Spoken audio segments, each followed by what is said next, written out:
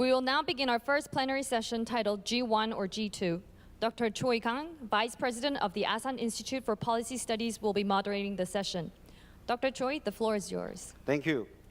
It is my great pleasure and honor to moderate the first session. It used to be chaired by Dr. Ham, but actually he transferred his responsibility to chair the first session. So I'm so much nervous because the theme is quite overwhelming and very challenging for me to handle. But since we have excellent panelists here, so I must be benefited by having all these experts on the same panel together. So I don't need to introduce them because they are so well known, but actually I like to introduce very briefly Professor Evelyn from Australian National University.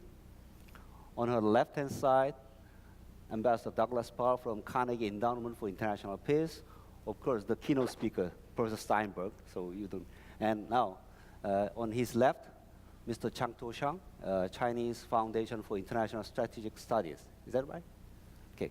And last but not least, Xiaozhuo from the Chinese Military Academy. So I will ask them to speak about maybe 3 to 5 minutes maximum to their own observation of US-China relations. And then I begin to ask questions. So, of course, I will present my own perspective at the end of this session as a Korean. So please, Professor Lee, go.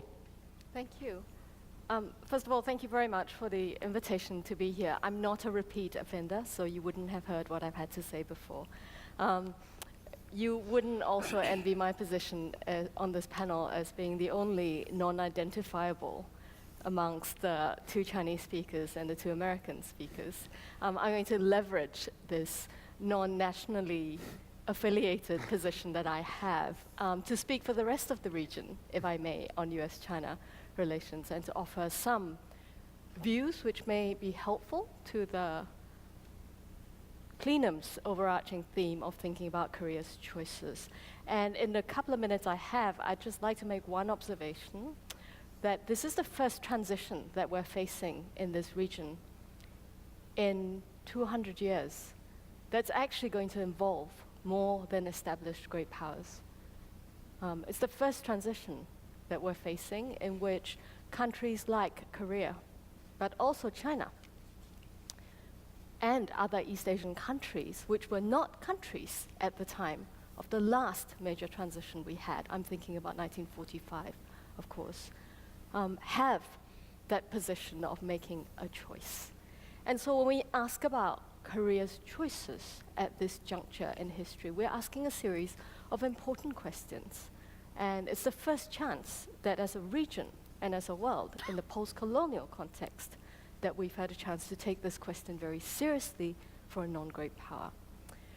And in this regard, of course, Korea is not alone.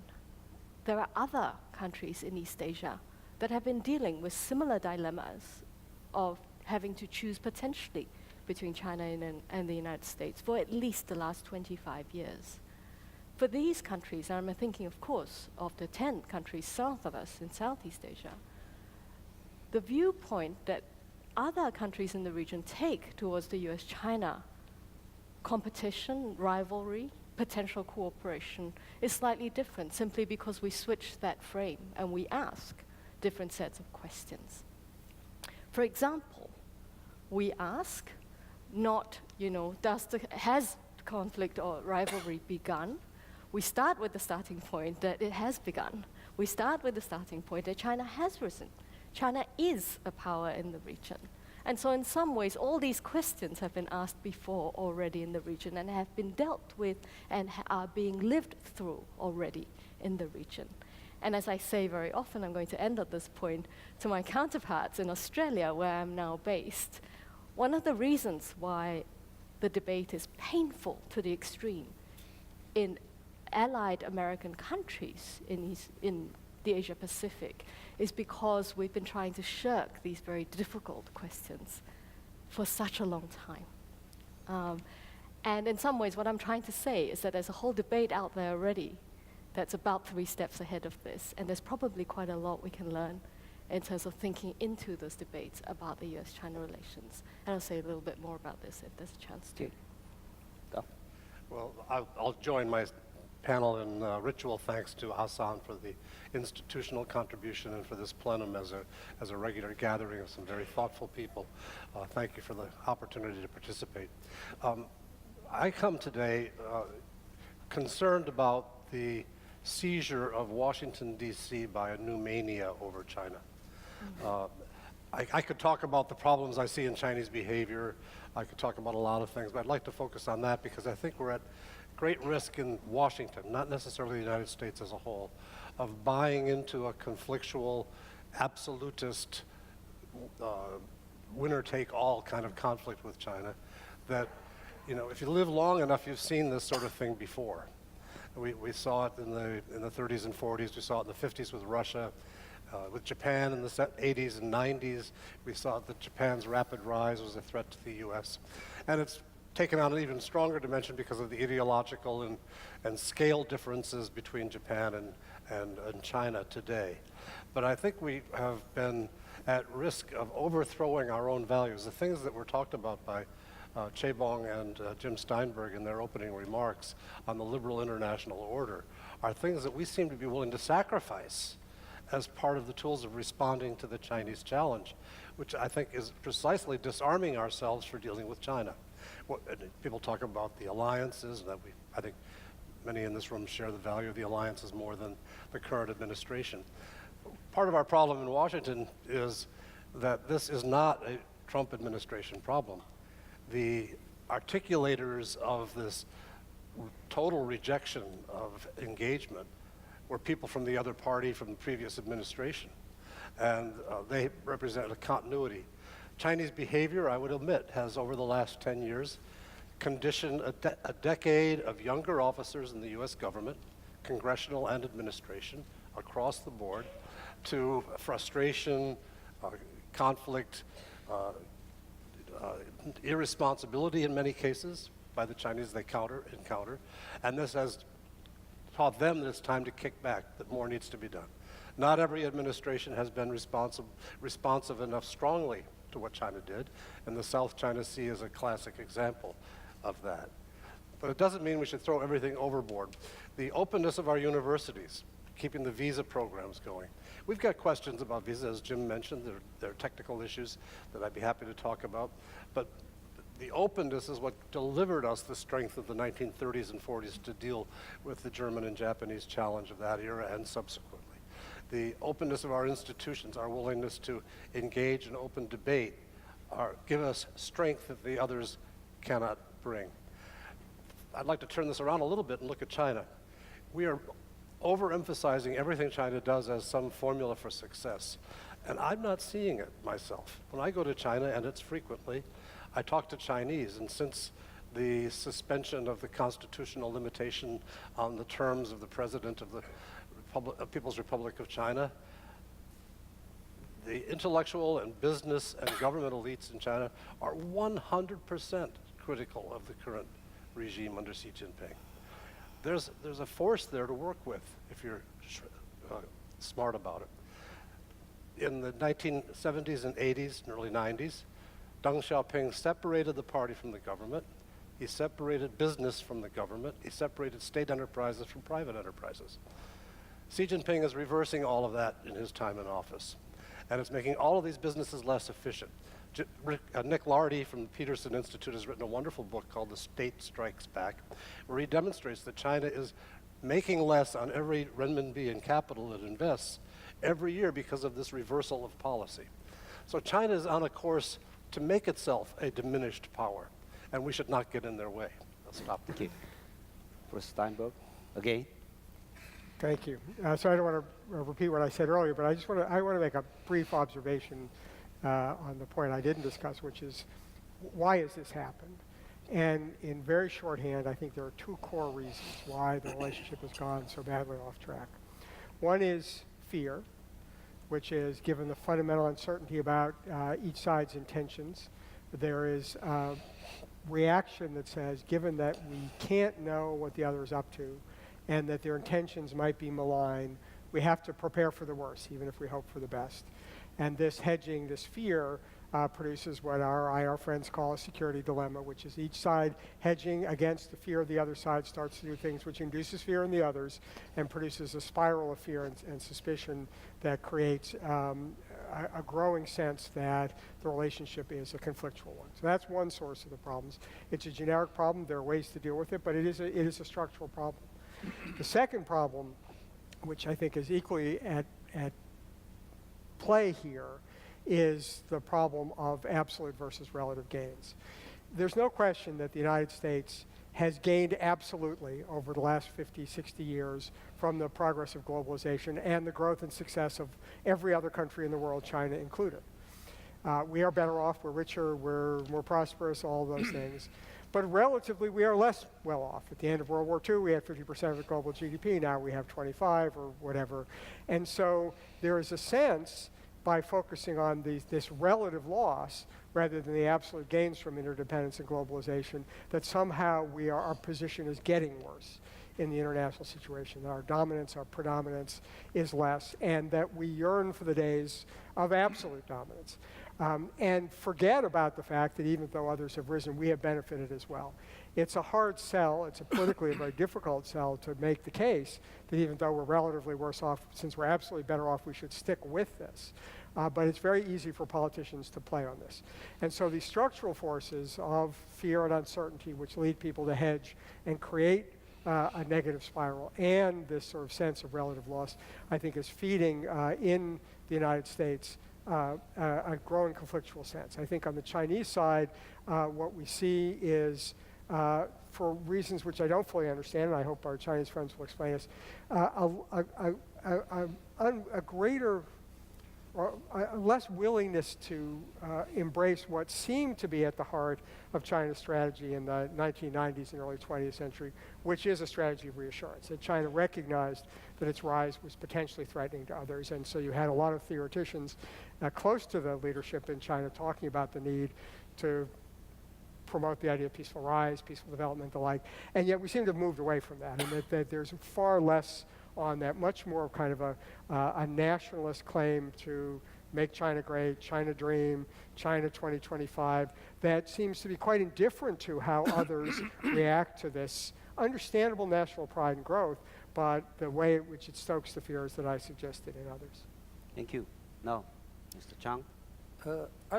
I would like focus on the prospects of China-US competition.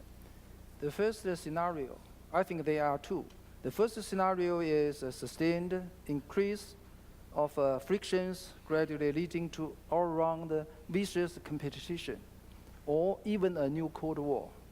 In the second scenario, the two sides may, through fierce yet controllable frictions, gradually find approaches to benign competition and stabilize their bilateral relations. I would argue that the possibility for the first scenario is fairly small, but cannot be completely ruled out. This dangerous prospect may become real in three situations. The first is the failure of the trade negotiation and prolongation of trade war and the high-tech war, leading to decoupling of their economic and technological developments. The second is a breakout of a military security crisis or even a limited military conflict across the Taiwan Strait. And the third is a major security crisis or small-scale military conflict caused by miscalculation or accidental discharge of fire in the South China Sea. Confrontation or Cold War will not only be disastrous for the two countries, but also greatly disrupt the world order. By then, the global economic interdependence will be seriously damaged. Asia-Pacific will see fierce arms race. Global governance will be beset with difficulties, and the United Nations will again become a venue of major power confrontation. However, the second course of development is more likely to happen for the following reasons. First, China has not done so and will never defend its relationship with the US as one of strategic competition. Chinese leaders have made it very clear that in the new situation, China will make a long-term and swerving effort to develop a coordinated, cooperative, and stable China-US relationship. Second, positive progress has been made in China-US trade negotiations, and agreement is likely soon. Although it may not resolve all economic and trade difficulties, the agreement will represent an important step towards the correct direction of resolving differences through dialogue. And more importantly, there is increasing agreement in China that the best response to a trade war is deepened reform and opening up.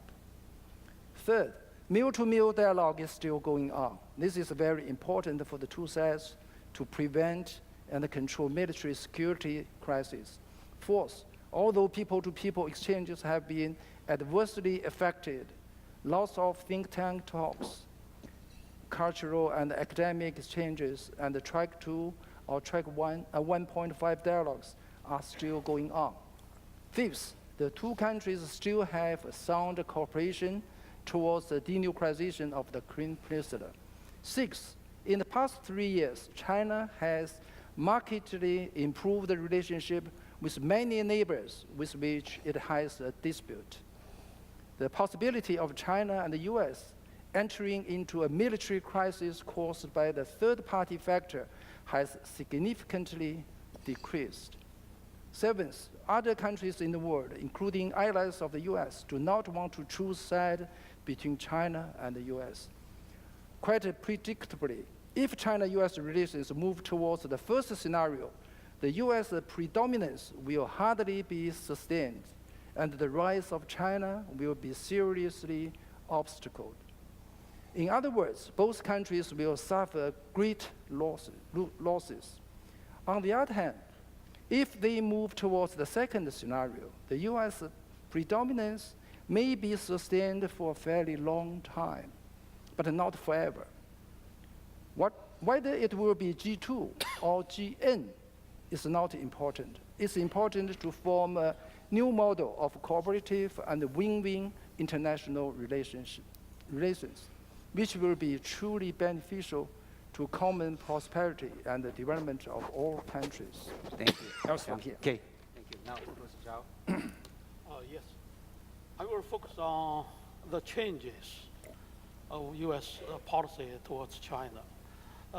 Over the past years, we know the U.S. policy towards China has changed a lot. I should say it is a fundamental change.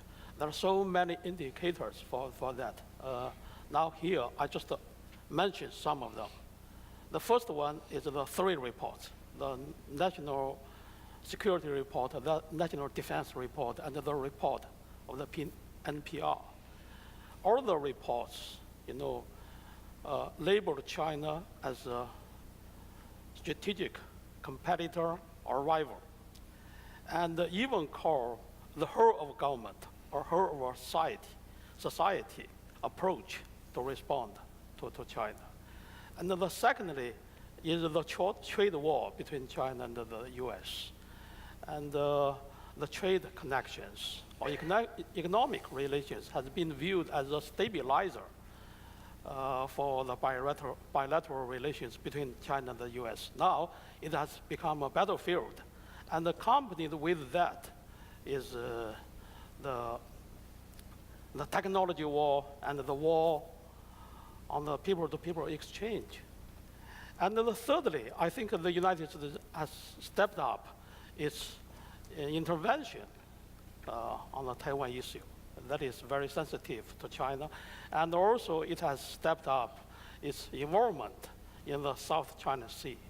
So all the indicators indicate that the US policy of engagement and cooperation with China since 1972, when Nixon visited Beijing, it has come to an end. So I think people have good reasons to ask why it is like that, what the United States want to do. And I think some officials in Trump administration, they have to give the answer. They want to force China to have a change, or force China to have a change towards the direction set by the United States. If it is like so, I'm sure it will definitely fail. Because China is a country with a civilization for thousands of years. And also it has created a splendid culture full of wisdom. China doesn't need anybody tell it how to do and what to do, and especially force it to do something. And under the pressure, I can think of only one outcome. That is confrontation. Confrontation between China and the US, even the Cold War. Many people have talked about that. I think people have good memories about the Cold War between the United States and the USSR. And the world was divided, and the two superpowers have built huge arsenal of nuclear weapons, which is sufficient to destroy the world for so many times. And other countries have to take sides, either for this superpower or that superpower. So I think people have good memories about that and have the fears and the desperations about the Cold War. And if that is the outcome, I think everybody we will ask, that is not a rational choice. Or any rational Americans should not take that kind of choice. So I think the only for China and the US to build a constructive relationship, that is engagement and cooperation. That is the only way. A couple of years ago, President Xi Jinping have raised the concept of building a new type of great power relations between China and the United States. Non-frontation, non-conflict, mutual respect, and cooperation. I think that is the only way for China and the US. So in conclusion, the world has been changing very fast. And the world has never been more interconnected.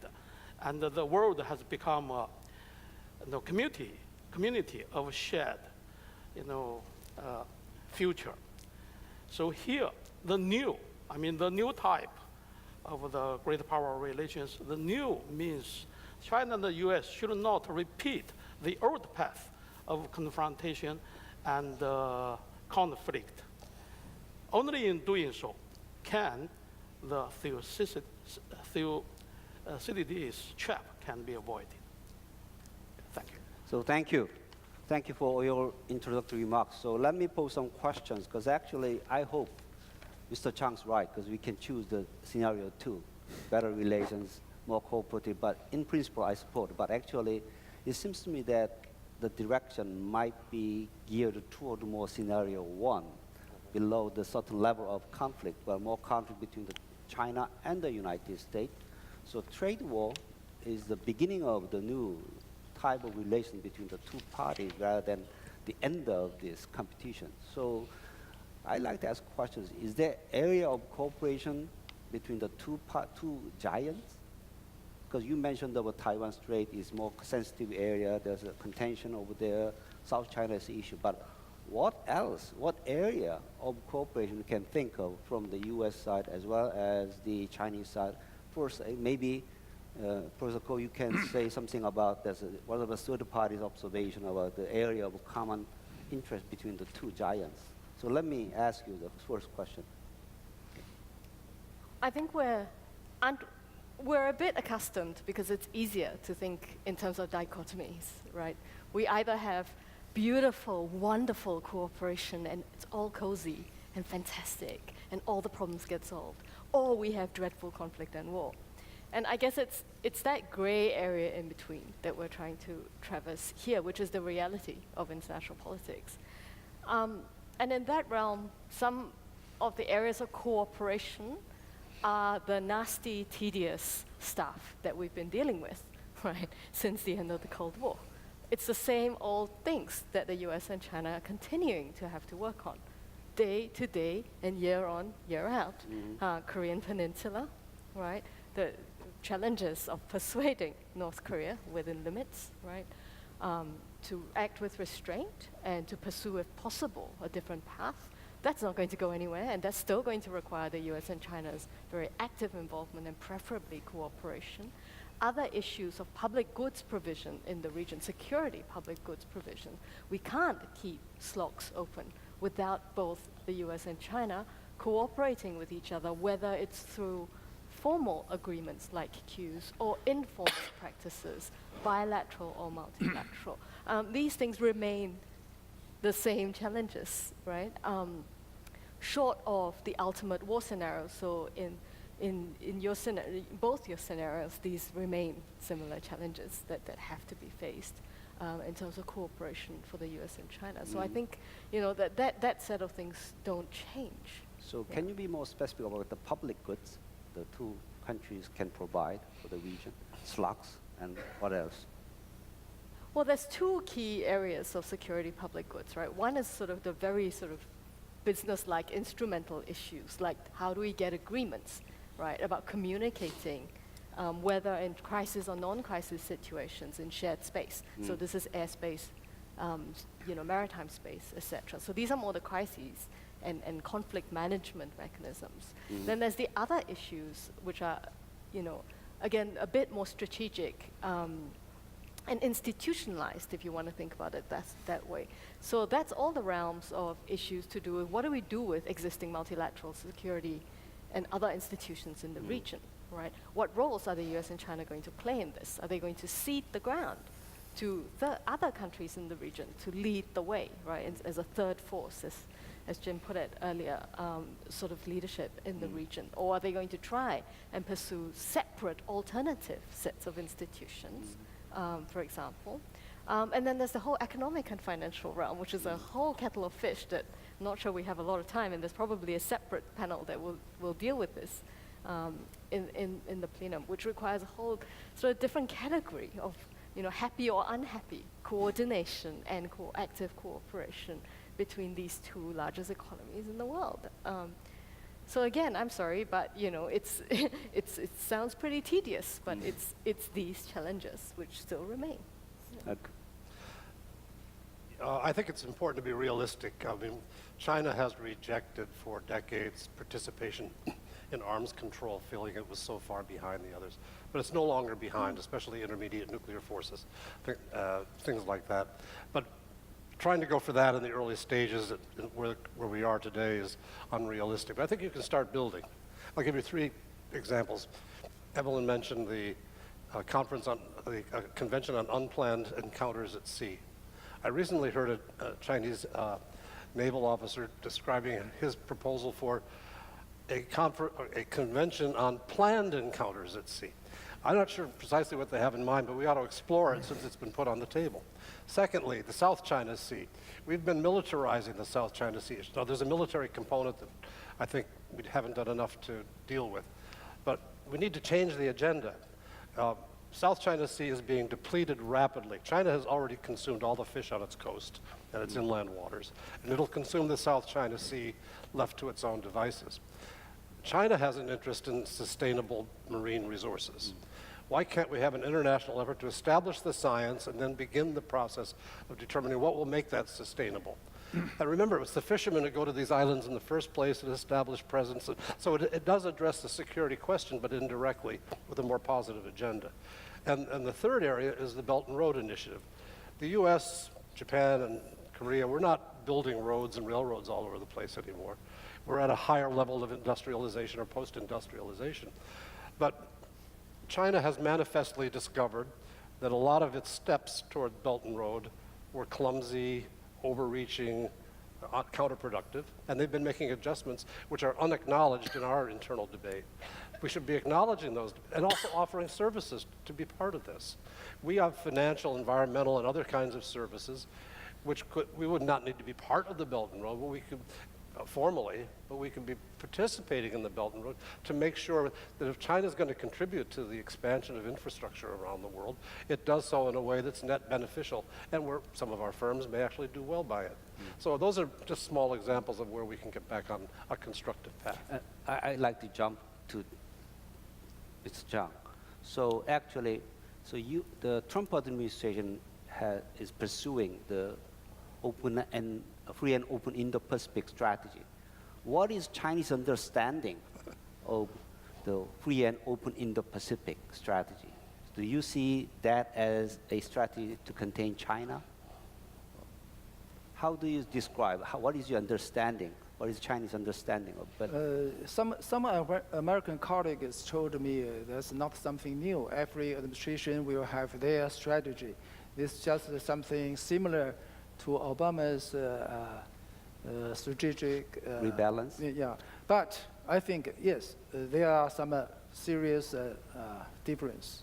The first is stress more about the sea, and the second is something try to balance the One Belt One Road initiative. I think. The thirdly, pay more attention to India. They try to United States, Japan, Australia, and India. To how to say, counterbalance, not to contain China, but to counterbalance China's influence. But on the other side, now this is said open and prosperous is India Ocean, Pacific Ocean. It's also China's goal, yeah. And also Japan has changed name. Originally, they called it a strategy, but now they call it an initiative. Try to increase, to decrease the misunderstanding about that, and increase possible cooperation. So, if this strategy not just focused on the military aspect, focus more on the economic aspects, so there are still a lot of things that we could cooperate with each other. And one thing is the sea lane of communication. It's the common interest of China, South Korea, Japan, United States, within the South China Sea.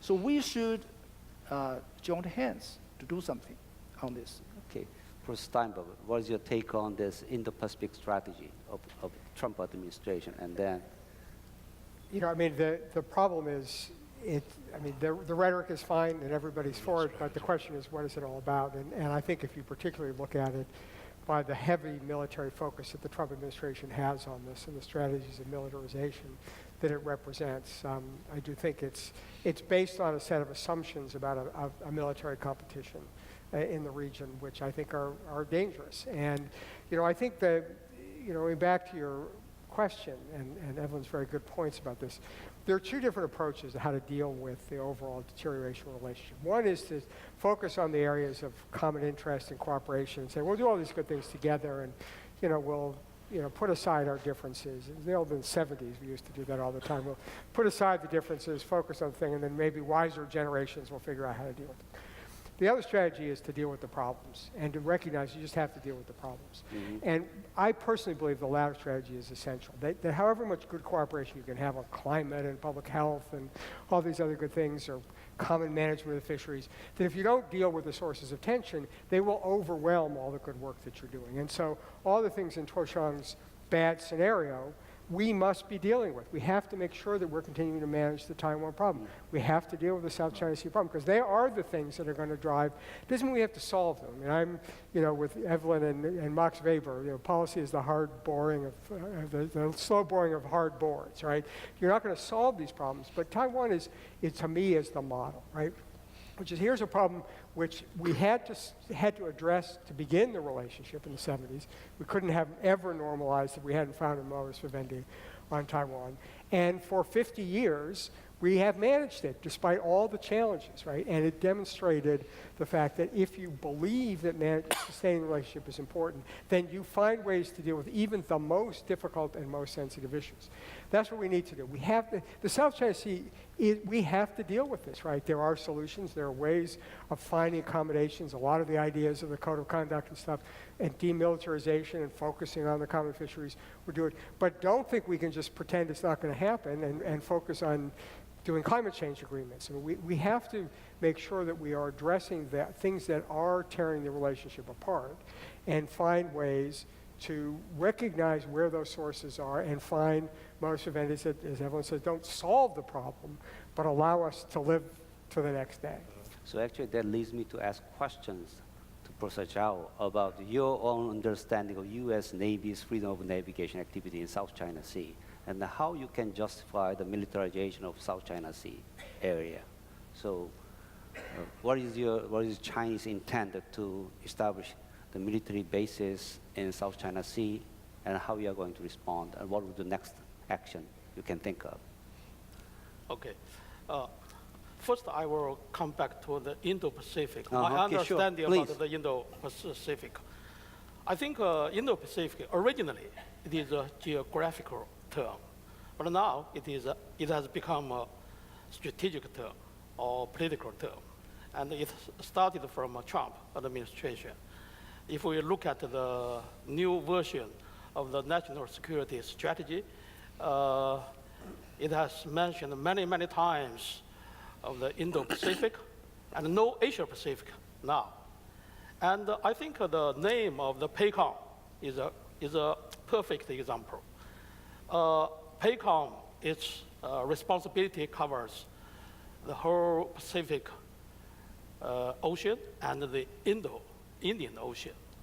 And it has been there for decades. But now it just changed the name. Nothing, substantial has been changed.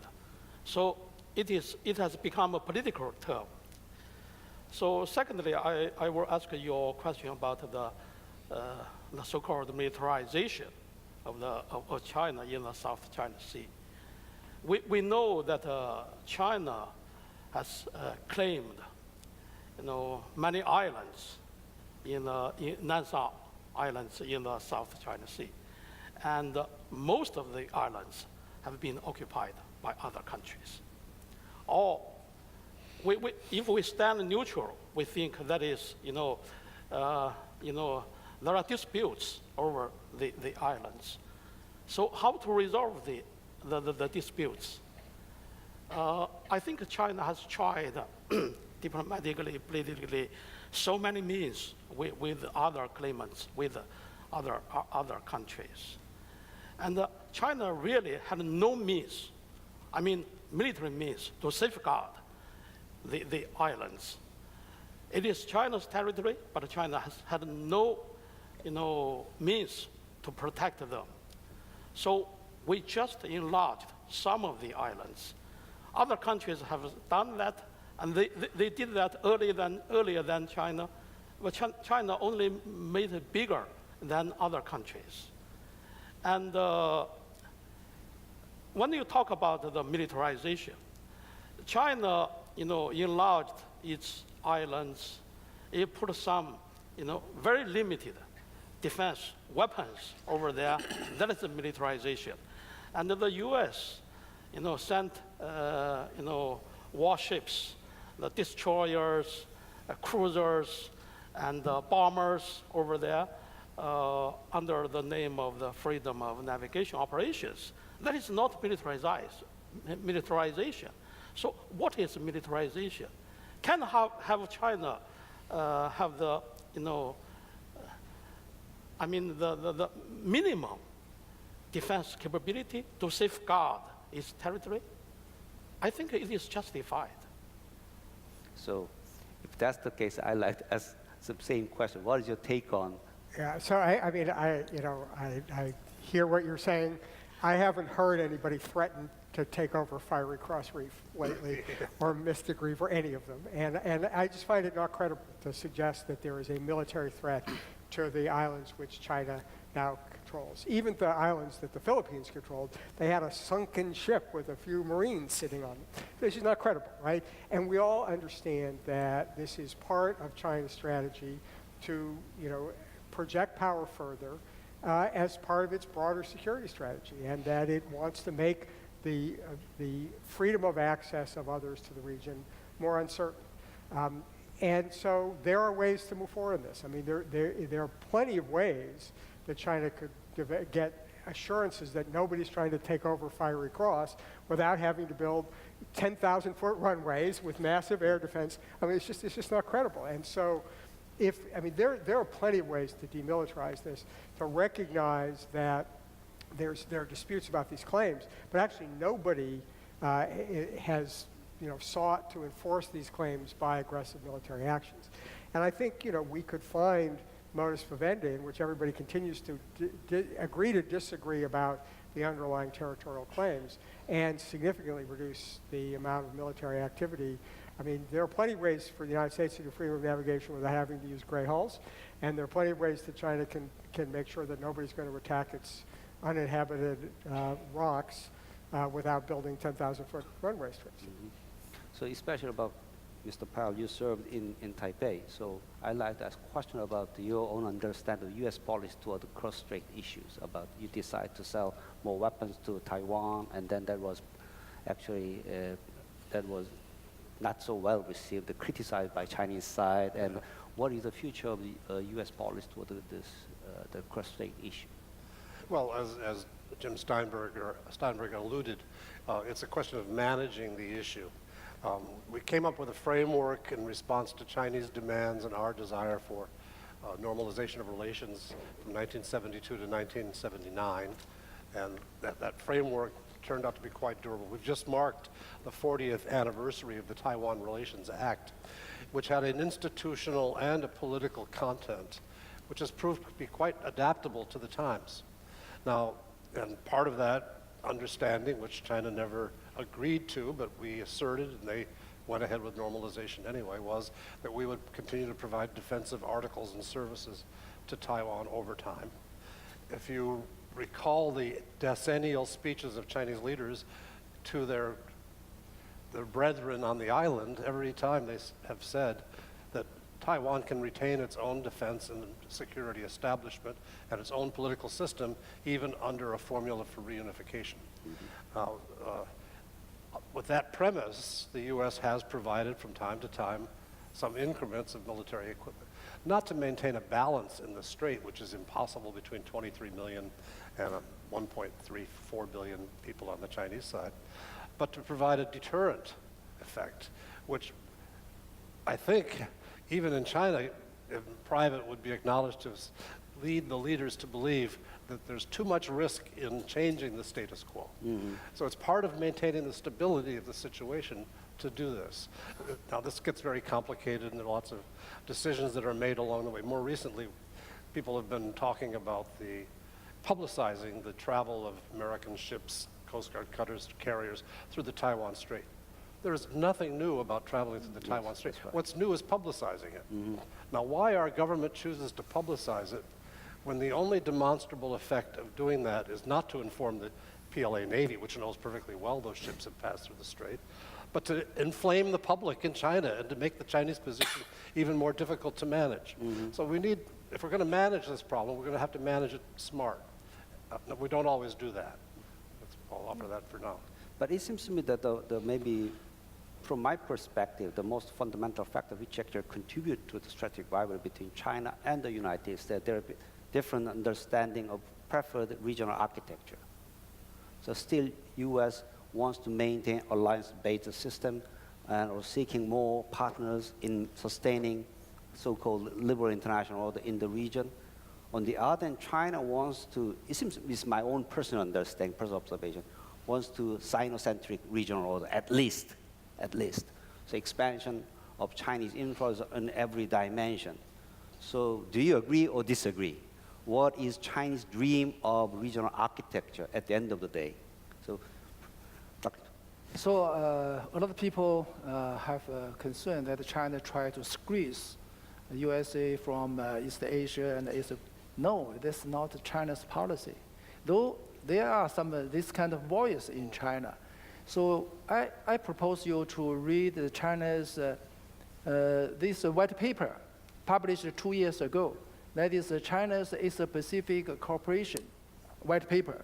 So within that, there is a part just talking about the architecture, security architecture. Mm-hmm. So in this, China has taken a very practical policy in which China said, in the long run, the multilateral talks and the cooperation will coexist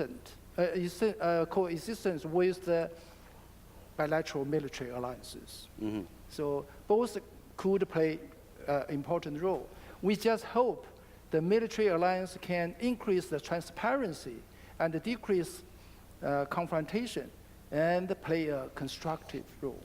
So this is new policy compared with before.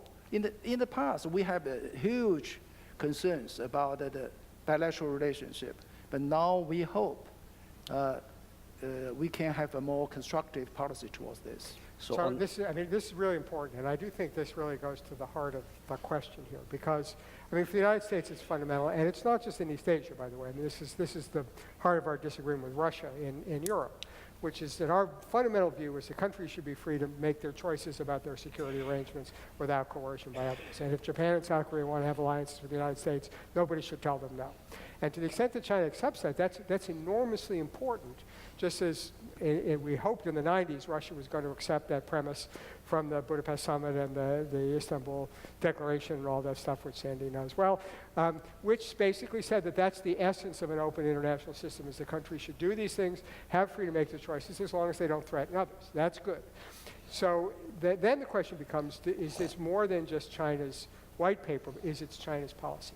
And what worries Americans, and especially the American military, is they look at China's military modernization and the so-called area denial anti-access programs, the development of medium-ish range missiles that can range Guam and Okinawa and things, and they say, well, is the action consistent with that statement? And this is the challenge. And so if China is serious about this, which would be enormously important and very reassuring, then we need to find ways to try to be convincing that the deeds line up with the rhetoric and the doctrinal statements. It's hard. As Doug says, arms control is not easy, and I'm not for trying to negotiate arms control agreements here. But I have advocated in the past that there are unilateral things that each side can do that would give credibility to exactly what Tuosheng says is the Chinese position. Okay. Evelyn, you'd like to make some comment on this issue about architecture? So what is the third country's preferred security architecture in the region? Continuation of US-centered security alliance system and also multilateral. Of course, you mentioned briefly about the possibility of multilateral security cooperation. I suppose multilateral institutions in the security realm in this region, have been the response of the weak, if you like. That was the primary tool of the weak at the end of the Cold War. That's what it was. And we forget that one of the main purposes of the post-war multilateral security institutions in this part of the world was actually to justify continued US preponderance in the region. Right? We forget that. We think that it was all about socializing China, but the primary purpose was actually to provide an additional justification for keeping the Americans forward positioned in this region in spite of the end of the Cold War.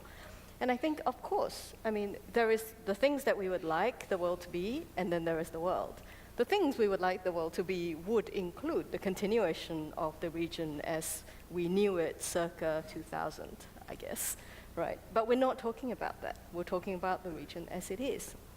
And if we think about architecture broadly, to begin with, as the structure of the building, that our region that we're living in, then clearly the structure of the region now is one that has the United States and China at that top tier of great powers in the region, whether we like it or not. That then structures the rest of the region, including multilateral institutions, which means that it's a moot point. Yes, we've got to have, if the system of US alliances continues, we'll have that, but we'll have these other things as well, because that is the structure of the regional order as we have it today. So it's not an either or. And I just add the additional observation that the only part of this structure that is actually formally exclusive, right, is the alliances. Right? Alliances are the only exclusive form of security partnership we have in the region. Multilateral institutions, as they stand at the moment, of whatever complexion, are not exclusive in that sense. You can be part of one and a part of another, right? You can be but you can't be a US ally and a Chinese ally at the same time. Right? That's what I mean, right? By alliances are the only exclusive form. So the only form of the current order that requires you to make a zero-sum choice is the alliance structure. Which is why allies like Korea find yourselves in a different starting point than non-allied countries in the region, because you've de facto chosen. Now, Jim made a really interesting set of comments just now in his remarks and in response to the questions that were asked. I think you were suggesting, Jim, that there is a way to rethink alliances in a way that would have allies play a more active role vis-a-vis the United States, but also vis-a-vis China. Still with the primary understanding of allegiance, if we go back to what alliances mean, but with a much more critical engagement, right, with that allegiance. And I think in there is the heart of where we may want to think about Korea's choices in that framework going forward. So how do you maintain that alliance, right, but actually reshape what being an American ally means in a region that no longer just has the United States preponderant, but actually has two great powers? But actually, I have to disagree on this alliance. Actually, over the years, alliance has transformed. They have, yes. We are expanding the area of cooperation, not just confining on a specific region or country. So area of cooperation from the alliance perspective is changing very much. Now we talk about the non-traditional security issues, maritime security issue, or space, some area. So actually, of course, it is mutually exclusive, but the area of cooperation is expanding and was serving the other countries in the region. Well, and it's also, I mean, as was true both in Asia and in Europe from the beginning of the emergence of alliances after World War II, is they were as much about dealing with the problem of remilitarization within the region as they were about dealing with the enemy, right? I mean, we had the alliances in Europe, as Lord Ismay always told us, right? It was not just to keep Russia out, but it was also to keep the U.S. in and to deal with the problem of German reintegration, right, without having German militarization. And the same was true vis-a-vis Japan, right? So, I mean, and that's why, we've had this conversation with our Chinese colleagues forever, which is that China, in many ways, was one of the hugest beneficiaries of the alliance with Japan, because it allowed us to avoid the need to deal with what would Japan become again, just as we had allowed us to avoid the question of what Germany would become again in Europe. And so, I mean, they are exclusive, but that doesn't mean they are against somebody, right? I mean, they have always played a role that was much more than the defensive alliance against a threat. And to the extent that what Tuosheng said reflects the Chinese understanding of the win-win character of these alliances for everybody, they are not inherently threatening. And that's the argument we've made to Russia and to China in the post-Cold War era, is that there are reasons to do it, and they don't have to be predicated on the basis of an enemy, because they can do all these other things. They can participate in global activities. They can provide reassurance. They can deal with how do you deal with arms races in the region. So there's a lot to be said for the alliances, especially if they can be embedded in broader arrangements like the OSCE in Europe and like some kind of multilateral arrangements for Northeast Asia, for all of East Asia. I just add one point. Of course, China still have some concerns about the bilateral alliance. That is, we hope that the alliance will not interfere in other countries' internal affairs. So the main problem is Taiwan. So we have concerns. But if the alliance is defensive, and if the alliance will play a big role to deal with the non-traditional security, it's okay. So you mean only your concern you have is Taiwan Strait? Taiwan is the main concern. What about the South China Sea? Especially the U.S.-Japan relations will cover the whole region, including Taiwan. So for that, I think I'd like to ask a question about this. What about the South China Sea? Is that okay for allies to do some kinds of work or patrolling over there? I don't have too much concerns about that. For example, UK has been there, but France had made a decision not to go there directly. And Japan goes somewhere, but not go to the surrounding area of China's islands or reefs. So the situation is still different. Because in the South China Sea, there is territorial and maritime rights and interest disputes. So this is something that China's policy is we can only use peaceful means to solve it by talks, joint development, something like that. But Taiwan is different.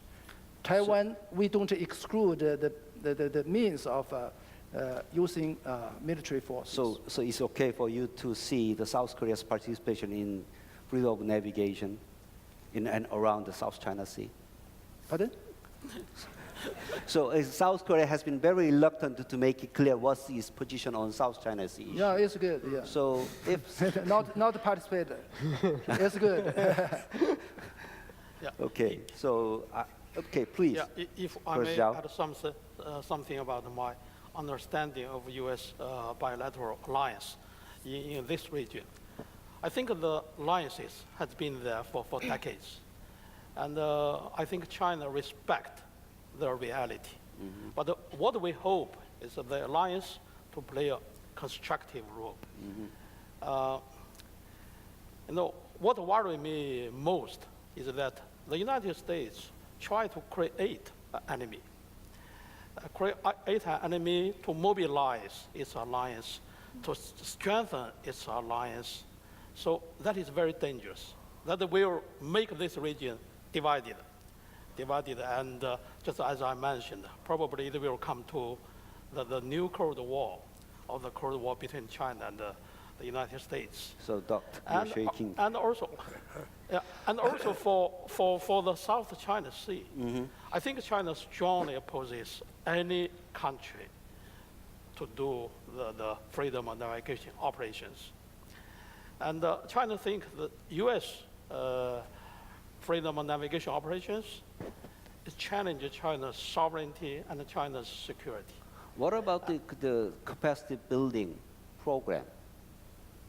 Could be provided to some ASEAN countries by other countries in the region? Is that fine? I think the negotiations has been going on for how to resolve the territorial disputes in that region among all the claimants. The COC has been going on for some time. I think last year a breakthrough has been made. We only want, we have a peaceful environment to have all the claimants come together to have a political or diplomatic solution for this region. We strongly oppose any external powers to come in and with the military means, with the destroyers, cruisers, bombers, all the things. It will damage everything. Okay. Doc, you're shaking. Well, I was shaking my head because I am ready to acknowledge that there have been heavy-handed efforts from the U.S. to exploit fears of China to motivate allies to do things. But China overfulfills the quota on demonstrating the threats that it represents to the countries on its periphery. And we wouldn't have to do much to convince these countries that they face a growing concern. The activation on Chinese periphery of its aircraft, the embarkment of a wholly new and substantial fleet. You can't ignore these things if you're a neighbor of China. And so don't just lay it on the U.S. in this respect. Yes, I mean, I think this is what makes the South China Sea issue, I do agree with you that we're not going to, we'll fight over fish in the South China Sea before we begin to fight over territories. It has always been my view. But what makes the South China Sea issue important in a systemic way is because, and I'll quote the Chinese foreign minister, China is a big country, and other countries are small countries, and that's a fact.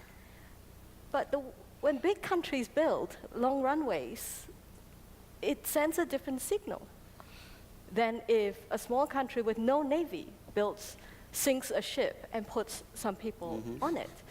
That's a fact. And what China, I think, deliberately or not, I don't know, gained from its defensive positioning in the South China Sea now, I'm not sure is outweighed. I'm not sure that the gains from that are outweighed by the losses in terms of regional confidence, in terms of rises in threat perceptions in parts of the region that did not previously feel to that degree threatened by China. And this brings me back to my original point about choices. If this were 1800, it probably wouldn't matter what Korea thought, right? But this is not 1800, and it does matter even what the Philippines thinks. Sorry, Melly, but you know, about who's building what on which atolls in the South China Sea, because leaders need followers in our current international system. And China has been precisely unwilling to take on hegemony because of the costs. I mean, if you look at the domestic Chinese debates, this is very clear. It's costly. No idiot wants to do this voluntarily, is the tenor of the domestic Chinese debate. You know, hence the issues about why Wang Dao and not Ba Dao, et cetera, et cetera. At the heart of it is it's costly. But then the costs of doing what China has done in the South China Sea will probably come back to bite you down the line. Now it is on, so okay, but from now I like to collect questions and then, okay. Jonathan? Excited.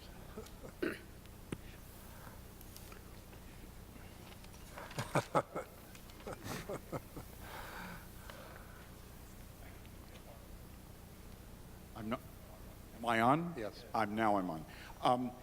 Much of this panel has obviously focused on very big picture, structural factors, grand IR theory, all these sorts of big things. But now what we've begun to hear, and with the exception of Doug, and I'd like to focus on this a bit, although now I see it to an extent with Evelyn and Jim as well, as we've talked about the basis of military competition. What we seem to be at is a moment where very powerful political and bureaucratic interests in the United States and in China are driving a lot of what we can observe, what we hear about, making it difficult at best, therefore, to have a basis on which states can agree to disagree, but you have these bureaucratic forces that in some sense are mobilized. We see them much more overtly, obviously, in the United States, in Washington. I don't detect, at least not yet, a crystallization of thinking in China that presumes, if you will, an adversarial relationship with the United States, although, as our Chinese colleagues have intimated, there are elements of that, obviously. So my query is... Is there a comment? No, so my question is there a way in which we have enough confidence in one another that we will look at these underlying forces that I think could increasingly define the basis of relations between the United States and China, and not in a good way, in your Thank you. Let me collect a couple more questions. Ambassador Boschbell.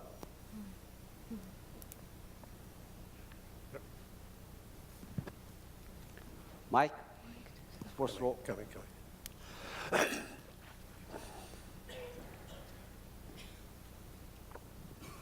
Thanks very much. Sandy Vershba from the Atlantic Council.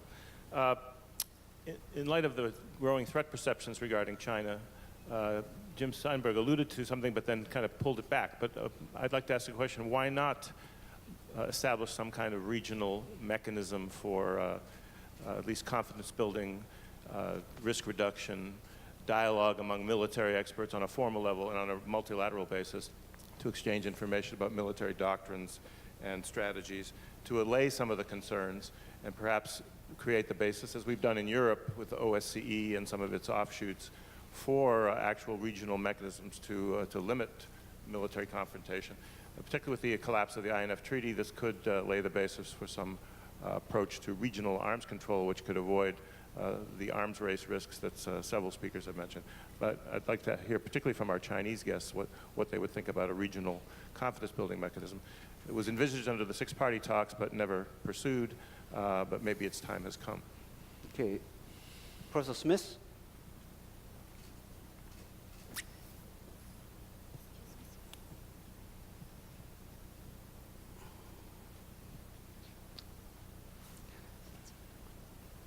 Over here. Okay. Thank you. I'm sorry, I've got two questions, but they'll be short. The first one is to our Chinese colleagues. Does the disruption at the heart of the Trump administration, as we've seen in the recent Mueller report, does that mean for you that you have an administration that you're dealing with which is diminished in strategic relations in East Asia, or is it more dangerous, or is it a combination of the both? And I ask this not in a flippant way, but on the basis that the current administration has been in power for a couple of years, and it could, in my view, be in power for another 5 years, and so this is not a temporary situation regarding the US administration. That's the first question. And the second question is about, it refers to what Professor Go mentioned in terms of assessing where we are right now, not where we were in, say, 2000. I'd like to ask all the panelists what is their view on the changing strategic relationships between the United States, China, and Russia, given that it's been US policy for quite some time to try to discourage the relationship, a block growing between Russia and China.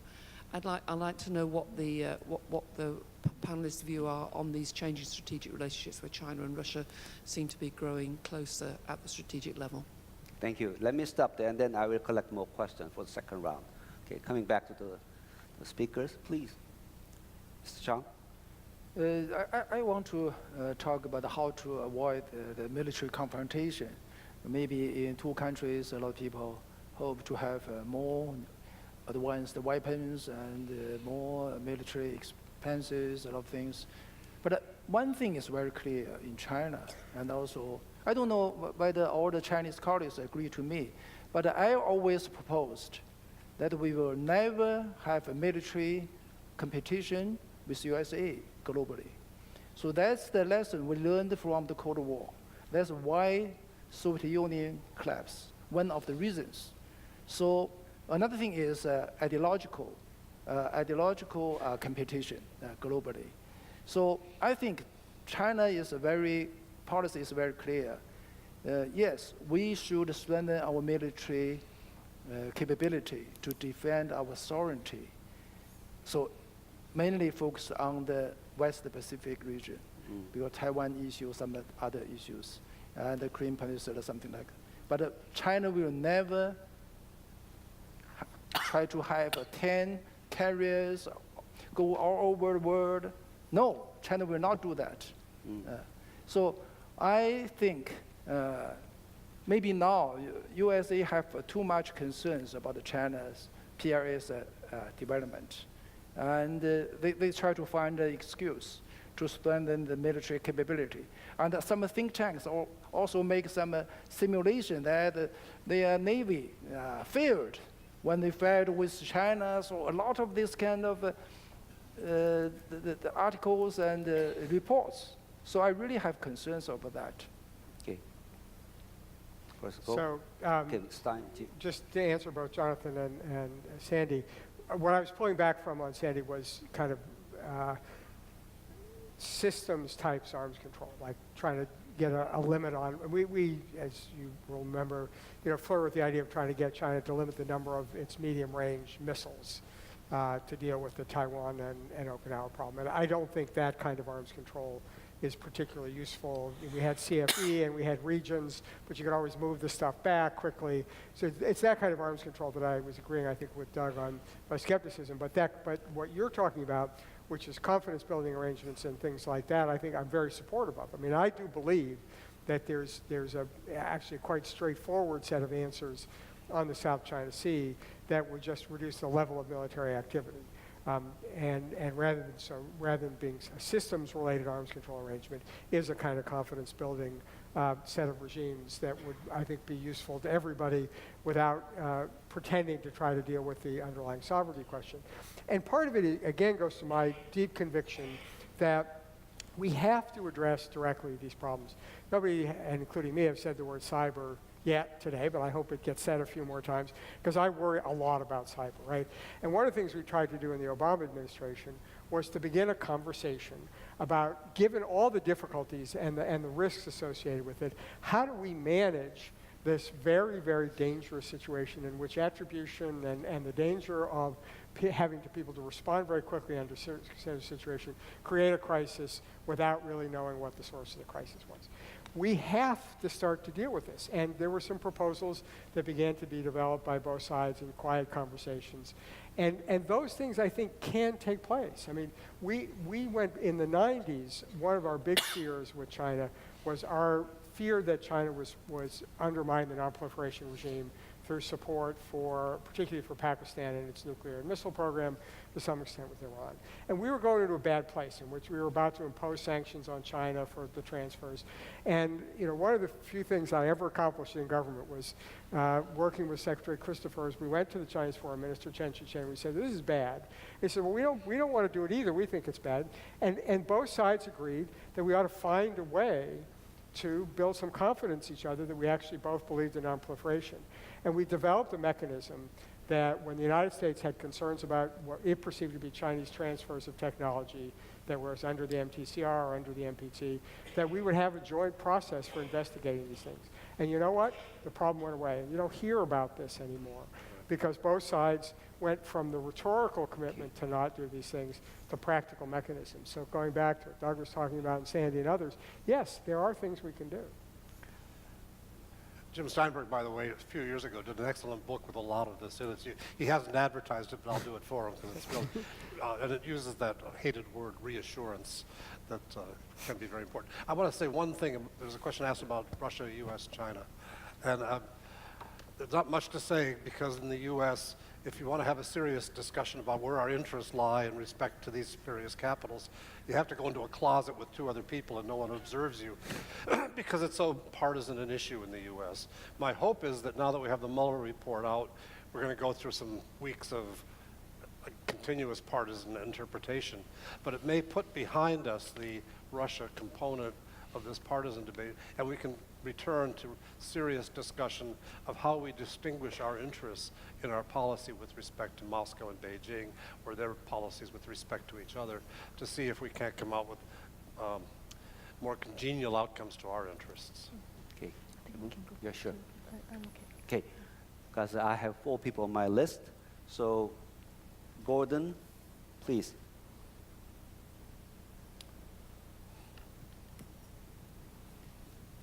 I realize that it's rude to fight the scenario, but I wanted to kind of build on the last comments that Evelyn made, focusing on the fact that we're in 2019 and choices by other countries in the region matter, Korea, the Philippines, et cetera.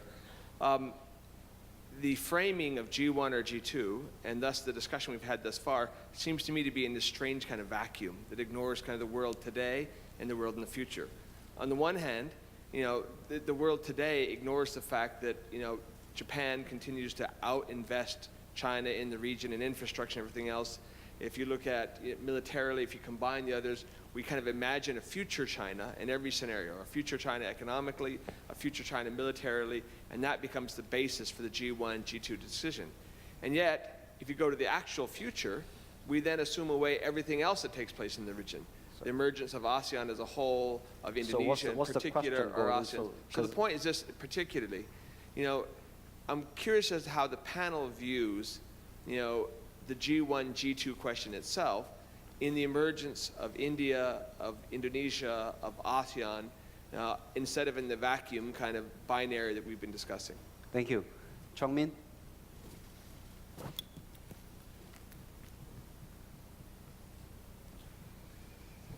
Thank you, Kang. My question is to Colonel Zhao and to Evelyn. Colonel Zhao, you mentioned that the Americans are creating an enemy, I would assume the Chinese. With all due respect, I think you do a good job without America's help. Whether it's all the sorties, if you look at, for example, all your jets that goes into Japanese air defense space, it's gone up by several percentage points every single year. What your actions did in South Korea over THAAD, blatant, disregard for Korean sovereignty. And so whatever you do is defensive, whatever the Americans do is offensive. And I think getting out of that binary is something that your leadership really has to do. But I really want to know, what is it that the Americans are doing that is making China into an enemy? And to Evelyn, my question is, since you're in Australia now, you're absolutely right, Evelyn. Koreans, Australians, ties perhaps. What is the dilemma for American allies in this squeeze between China and the US? Is there a way out that you see standing from where you are in Australia? Is there a new paradigm for American allies to basically manage the US-China relationship? Thank you. Mr. Tokuchi?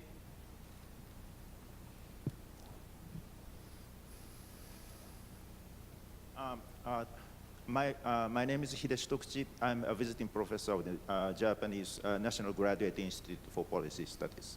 As the panelists already discussed, the emerging vision for a free and open Indo-Pacific as a strategic concept, I would like to ask a related question. Could anyone of the panelists explain the prospect of the quadrilateral consultation on the Indo-Pacific? So far, the Quad is a mechanism for consultations among senior diplomats of the 4 countries, but definitely India is not an ally of the United States, and there is a weak link among the 4 countries, namely the relationship between India and Australia. So could you explain the future prospect of the Quad as a vehicle to implement the vision for a free and open Indo-Pacific? And in relation to that, I would like to hear the Korean view about the concept of the free and open Indo-Pacific. So probably, I would like to welcome Dr. Chekang's view about FOIP. Thank you for putting me on the hot spot. Okay, Linda? No, Linda. Thanks. I want to go back to Korea's choice. And Jim, you spoke in your keynote about the need for bold action. You were giving the advice to Korea that they need to push back, and other allies too need to push back when the United States goes too far. Well, I'm looking at this from Australia and knowing that the Australian government, off the record, definitely thinks that they are pushing back without much result. So is the bold action that Japan, Korea, Australia get together and gang up on the United States and push back? Is that a solution? Okay, lastly, I'd like to ask Professor Gao. Okay, please. Thank you for giving me the chance to raise the last question. I think it would be more constructive. Oh, by the way, Yang Han Chu or Zhu Yunhan from Taiwan. Sure. I think it would be more constructive if we are more straightforward about, what's the rationale and calculation behind the military buildup in the South China Sea by the PLA. I think it's part of their strategy to strengthening their contingent military plan in 2 areas. One is to protect the PRC's economic lifeline. Remember that 70% of imported petroleum for China passing through Malacca Strait. Okay, so Malacca Strait is a choke point for China. So with a forward deployment in South China Sea, this, I think Chinese policymakers, they are well understood what kind of damage it could have done, to its image, and poison relationship with South ASEAN countries. But I think the military concern overwhelmed those diplomatic calculations. So try to, have a more elaborate military contingent plan to protect economic lifeline, especially Malacca Strait. I think that's one of the rationale. Another is part of their, larger plan to expand their access denial capability against the United States in the event of, any kind of escalation conflict, either in China's, South China Sea, in Taiwan Strait, or East China Sea. This, I think, it's just as simple as that. That's my own observation for your comment. Thank you. But that's a comment, not question. It's Okay. a comment, yeah. I feel very sorry that I cannot take any questions more because actually we are running out of time. Just I have to come back to the speakers for their responses because I have to speak South Korea's my own position on this Indo-Pacific strategy as well as others. I feel very sorry about that. I think you should go first. Oh, no. I will go last. Maybe we can start counting. Oh, please, Yeah. Mr. So, Chang and Zhao, please, in yeah. reverse order. I'm trying to answer the question to me. I think the gentleman's question is about how to define offensive operations and defensive operations. I think, two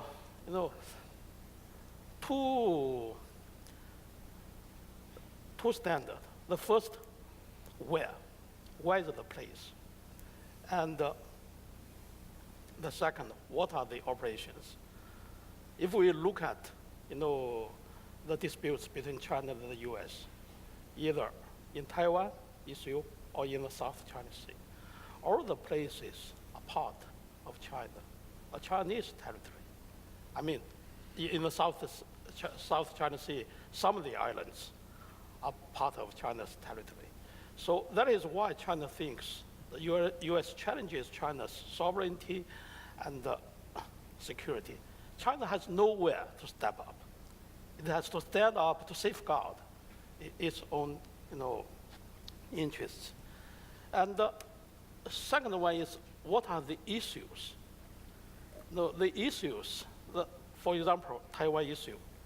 Taiwan is a part of China, and most of the countries in the world recognize that, including the United States. If the US recognizes Taiwan is a part of China, it should not, it should stop, interventing,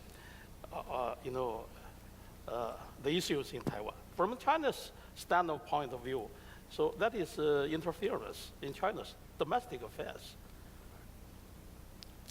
So that's why we think all US actions are offensive, actions. Okay, actually, we don't have much time. I can ask each one of you to speak about less than 1 minute.